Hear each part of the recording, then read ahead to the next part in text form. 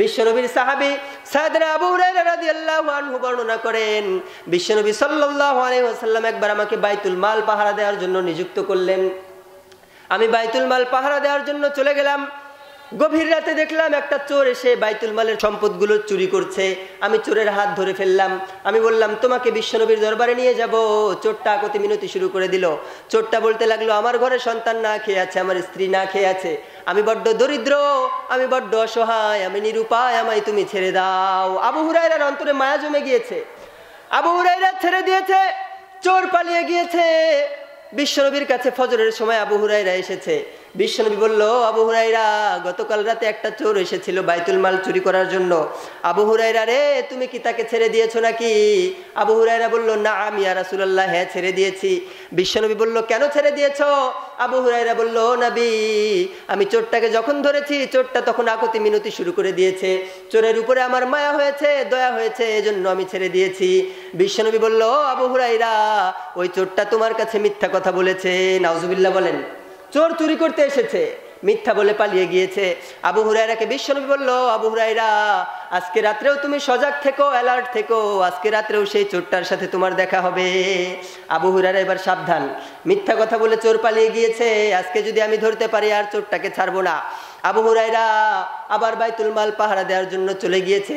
দেখে গভীর রাত, তাহাজ্জুদের সময়, এমন সময় চোরটা আবার চলে এসেছে।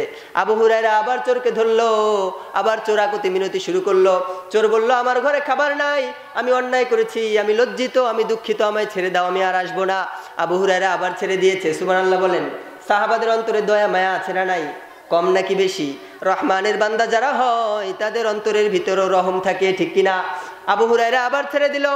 বিশ্বনবীর কাছে ফজরের সময় আবু হুরায়রা উপস্থিত হয়েছে। বিশ্বনবী বলল, আবু হুরায়রা, আবার ছেড়ে দিয়েছো নাকি? আবু হুরায়রা বললেন, হ্যাঁ নবী, আবার আকতি মিনতি করতে শুরু করেছিল, আমার হাতে ধরে আমার পায়ে পড়ে, তার প্রতি আমার মায়া জমেছে, আমার করুণা হয়েছে, আমার কৃপা হয়েছে, আমি ছেড়ে দিয়েছি। সুবহানাল্লাহ কোন।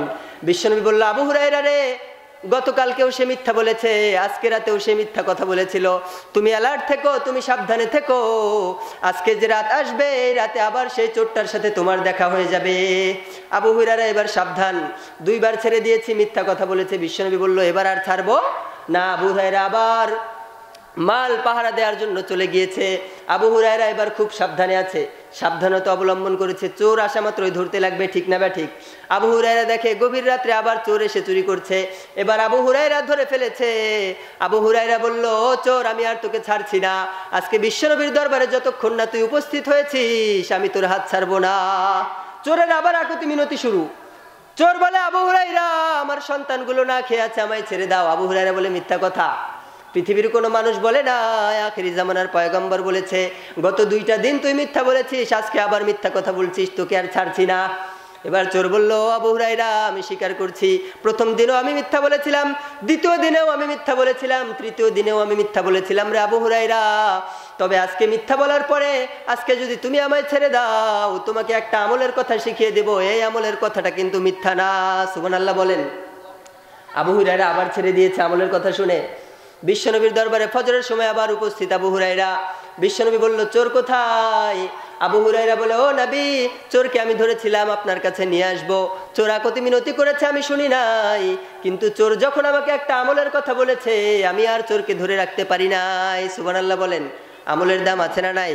যারা আমল করেছে তাদেরকে জান্নাতের মেহমান বানিয়েছে কে? আবু হুরায়রা বলেছিল, চোর, আমাকে বলো কি আমলের কথা বলবা, তারপরে ভেবে চিনতে ছাড়বো কিনা সেটা পরের সাবজেক্ট।